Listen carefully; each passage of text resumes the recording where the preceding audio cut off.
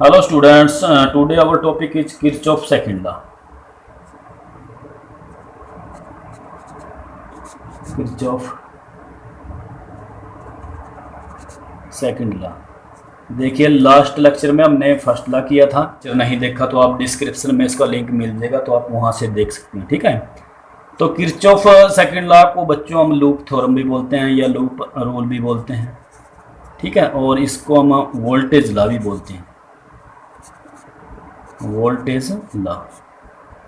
तो इसमें क्या है बच्चों के किसी भी क्लोज इलेक्ट्रिक सर्किट में जो एल्जेब्रिक सम है ईएमएफ का, एल्जेब्रिक सम है ईएमएफ का, वो किसके इक्वल होता है? Algebraic sum of the resistance and current flowing through the close circuit. ठीक है, थ्रू द क्लोज सर्किट। तो कोई भी अगर हमारा क्लोज सर्किट है, देखिए अगर हम इसको प्रूफ करें, और ये बेसिकली जो सपोर्ट करता है बच्चों conservation of law of conservation of energy को सपोर्ट करता है। अब यहाँ पर देखिए हमारे पास एक सर्किट है, आपके पास बड़े ही कॉम्प्लिकेटेड सर्किट आ जाते हैं कई बार। ये देखिए हमारे पास ये सर्किट है, इसमें काफ़ी सारे रेजिस्टेंस हैं और काफ़ी सारी सेल्स लगे होते हैं, और भी काफ़ी सारे मिलेंगे आपको। ठीक है, तो ये हमारी ईएमएफ है बच्चों E1 और ये हमारी ईएमएफ है E2। ठीक है, तो अगर हम यहाँ से स्टार्ट करें, देखिए इसका नाम रख देते हैं, लूप है हमारा ए, सर्किट है ABCD।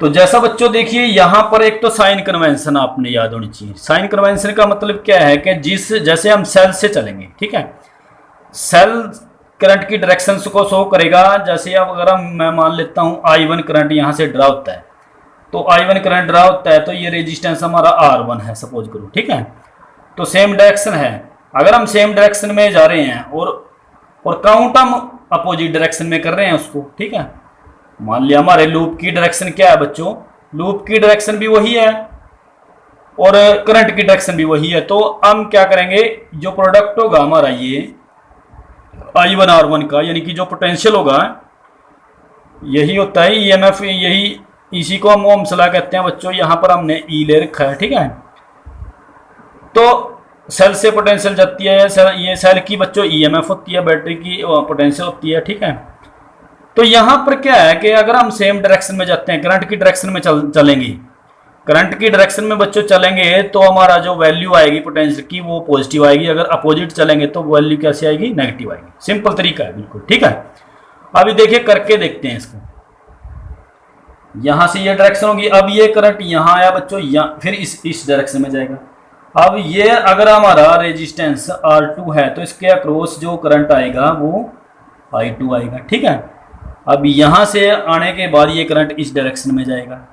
इस डायरेक्शन में अगर ये कितना है R3 रेजिस्टेंस है, ठीक है, तो करंट की वैल्यू कितनी होगी? I3 होगी बच्चों। ठीक है, अब यहां से लेकर चलेंगे। अब सेकंड ईएमएफ है, ये माइनस है, ये प्लस है, तो डायरेक्शन क्या होगी करंट की?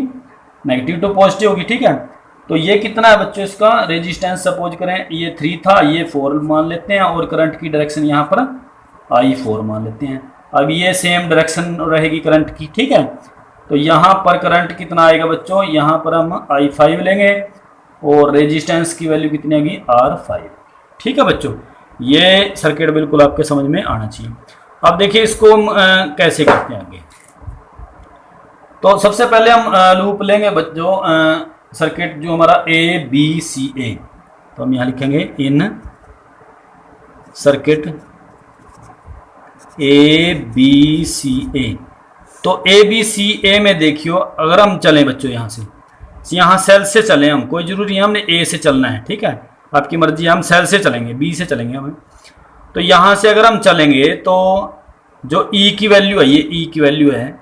ठीक है, या आप यहाँ से भी चल सकते हैं, जिस तरह आप चलना चाहें वैसे चल सकते हैं। ठीक है, तो अगर हम यहाँ से चलें तो हमारी E की वैल्यू क्या आएगी?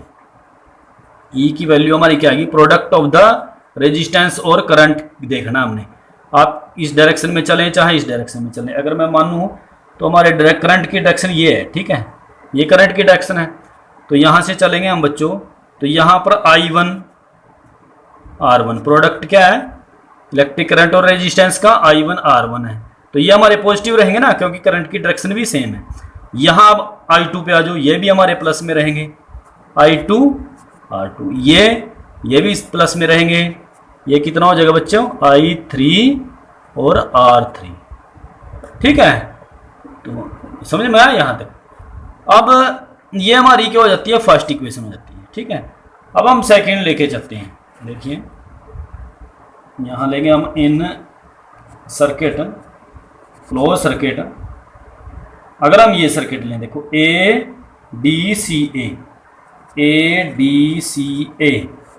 तो ADCA में देखिए क्या है, अगर हम ऐसे चलेंगे तो EMF कितनी लगी हुई, या E2, ये किसके इक्वल आएगा बच्चों, ये आएगा। देखिए अगर हम ऐसे चलेंगे तो, या सेल से चलेंगे, सेल से चलो आप, तो यहाँ कितना हो जाएगा, I4 और R4, ये सेम डायरेक्शन है, ये प्लस में है, प्लस है, ये भी सेम डायरेक्शन में, ये भी प्लस हो जाएगा, I5 R5, ये भी प्लस में हो जाएगा, I2 और R2, ठीक है। तो ये हमारी सेकंड इक्वेशन है। यहाँ तक बिल्कुल बच्चों आपके समझ में आना चाहिए। तो अगर हम पूरे सर्किट की बात करें तो पूरे सर्किट के अंदर क्या लिखेंगे हम, इन सर्किट है, इन सर्किट ABCDA, ठीक है। तो हमारा चेंज इन पोटेंशियल क्या आएगा, चेंज इन पोटेंशियल, ठीक है। इसको देखिए कई बार कई बुकों में हम ऐसे भी लिखा होता है डेल्टा E, या यहाँ पर लिखा होता है delta V is equal to 0, delta V is equal to 0, ठीक है। ये भी कई बार आता है। अब देखिए इसको कंप्लीट करेंगे बच्चों, तो चेंज इन पोटेंशियल निकालेंगे E1 माइनस E2।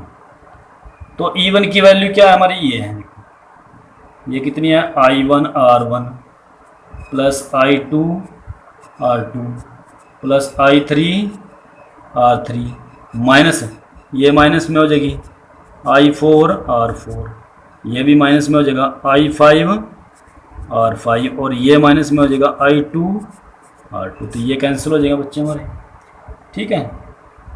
समझ में आया बच्चों। तो ये हमारा कितना हो गया, तो I1 R1 plus I3 R3 और माइनस I4 R4 और माइनस I5 R5, ठीक है। ये हमारा क्या आ जाएगा, चेंज इन पोटेंशियल आ जाएगा, ठीक है बच्चों, E2 माइनस E1। तो अब हमने ये देखा भी, ये वैल्यू हमारी क्या आ गई, अगर यहाँ पर ये वैल्यू तो क्या आई, 0 है, ठीक है। क्यों 0 है बच्चों, क्योंकि यहाँ पर अगर हम देखें तो सेम पोटेंशियल, इसके हिसाब से अगर यहाँ पर सेम पोटेंशियल होगा, सेम पोटेंशियल पर जो करंट की वैल्यू होती है बच्चों वो 0 होती है, ठीक है। सेम पोटेंशियल पर करंट की वैल्यू क्या है, 0 है, ठीक है। तो ये भी हम कह सकते हैं। तो ये आगे भी हमारे पास अलग अलग तरह से जो सर्किट डायग्राम है वो आएंगे। तो ये था बच्चों हमारा किरचॉफ वोल्टेज लॉ, ठीक है, या सेकंड लॉ आप बोल सकते हैं। तो बच्चों आज के लिए इतना ही, थैंक यू।